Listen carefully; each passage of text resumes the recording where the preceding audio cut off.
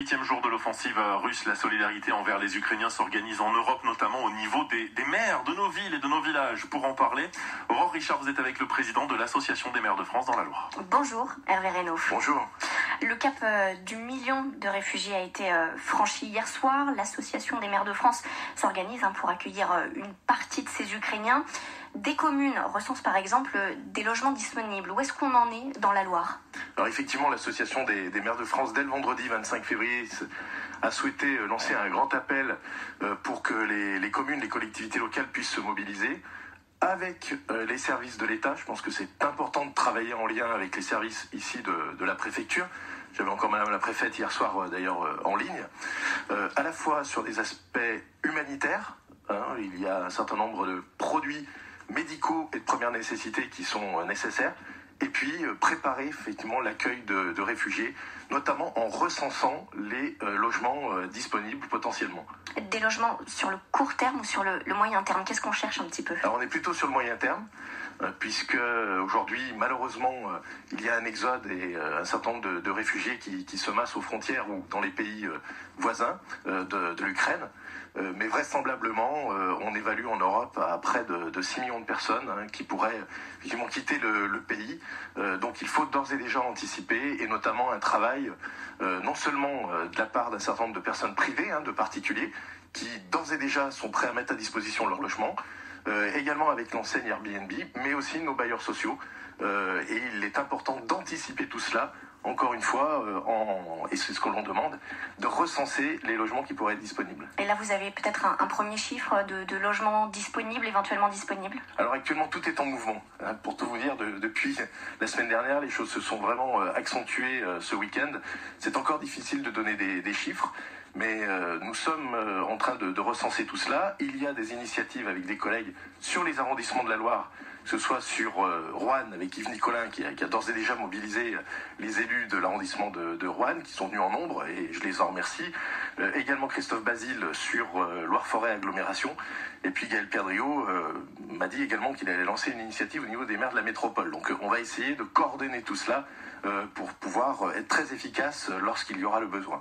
Une question que se posent un petit peu les Français, qui va payer pour ces logements ? Alors, il y a des aspects quand même de modalités administratives qui devront être mis en place pour que l'accueil soit le meilleur possible d'un point de vue sanitaire. Également, il y a beaucoup de femmes mais aussi d'enfants, donc pour la scolarisation. Donc il y aura un statut tout à fait particulier. Le président de la République hier nous l'a fait comprendre. Donc il va falloir voir comment les choses se passent. Évidemment, on fera appel à la solidarité nationale. Évidemment, pour pouvoir accueillir ces personnes qui auront un statut tout particulier pour les protéger. Et ça, c'est un peu nouveau, effectivement. Autre volet de cet élan de solidarité, vous en parliez tout à l'heure, des collectes de médicaments, par exemple à Roche-la-Molière, à Saint-Galmier. On voit que ça se multiplie un petit peu en ce moment. La difficulté, c'est pas d'arriver un peu à tout canaliser, tout gérer, du coup ? Si, attention, c'est formidable cet élan de solidarité. Vraiment, ça nous rassure beaucoup sur le genre humain. Donc, vous avez d'ailleurs recensé l'ensemble de ces actions. Je vous en remercie au niveau de France Bleu. Mais il faut pouvoir aussi coordonner tout cela. Notamment, il y a le problème de l'acheminement. C'est pour ça que l'Association des maires de France et aussi dans la Loire a signé une charte de coopération avec la protection civile. Donc la protection civile d'ailleurs qui aujourd'hui à Saint-Galmier d'ailleurs recense un certain nombre de choses, et il va y avoir un convoi qui va partir. Parce qu'il faut que les choses soient bien acheminées. Donc j'en appelle là aussi à faire attention à ce qui se passe et bien se tourner vers la protection civile, les services de la préfecture également. Et puis il faudra tenir dans la durée. Puisqu'aujourd'hui il y a un élan de solidarité, mais dans 3 semaines, 1 mois, etc., malheureusement les besoins seront sans doute toujours là. Et il ne faut surtout pas que l'action et toute cette mobilisation s'éteignent au fil des semaines. Il faut vraiment travailler avec des structures comme la protection civile, je suppose, parce que l'acheminement, on se pose la question de la sûreté des routes, tout simplement, pour aller jusqu'en Ukraine. Oui, aujourd'hui, vous l'avez vu, les aéroports sont parfois aux mains des Russes. Il y a des infrastructures qui sont d'ores et déjà détruites. Et donc, voilà, que ce soit la protection civile ou par exemple, formidable élan des pompiers humanitaires de France qui sont partis de Saint-Étienne, travailler avec ces structures-là, puisqu'on est à peu près sûr ensuite des réseaux et de la destination de toutes ces denrées, produits médicaux, Appel aux dons également, et là les collectivités locales d'ores et déjà ont prévu, c'est le cas à Saint-Étienne par exemple, d'attribuer des subventions, que ce soit l'UNICEF, que ce soit les départements de France travaillent également avec la Croix-Rouge, donc avec des structures ou l'UNICEF qui sont habituées à travailler sur ces terrains d'opération. Donc voilà, j'en appelle aussi à cette vigilance, puisque voilà, c'est formidable, mais la démarche tout azimut pourrait parfois décevoir.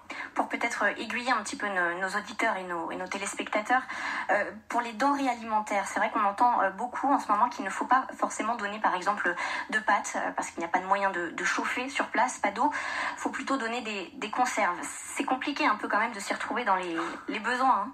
Oui, alors l'Association des maires de France, et vous pouvez retrouver ça également sur nos supports de communication de l'AMF, il y a une liste qui a été déterminée pour pouvoir collecter des produits qui sont nécessaires, que ce soit des produits de secours, de logistique.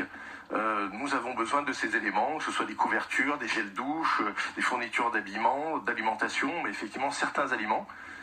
Donc voilà, soyez vigilants également, appuyez-vous sur ces listes-là très officielles qui sont produites par l'Association des maires de France ou par la protection civile.